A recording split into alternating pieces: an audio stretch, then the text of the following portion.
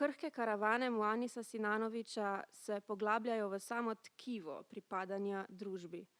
Zbirka ima presenetljivo zgradbo, ki prehaja od pesmi v prozi do prostega verza in nazaj, pri tem pa gradi neko zgodbo o skupnosti, o karavanah in o njihovih poteh.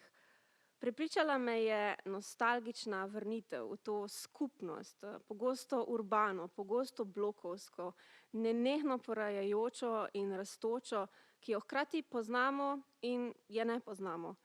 Sprašujem se o prepletu kolektivnega in osebnega, o odvrnitvi od individualizma in tudi o poeziji kot nadzoru nad jezikom.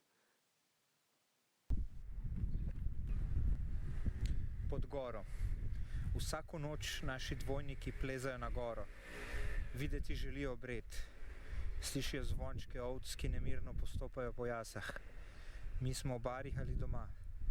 Vsako noč naši dvojniki plezajo na goro, a mi tega ne vemo.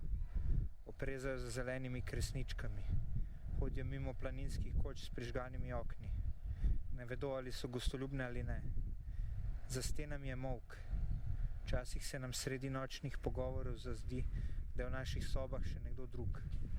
Vsako noč dvojniki z gore vpijejo, da ni obreda. Njihovi glasovi se izgubijo v vetru.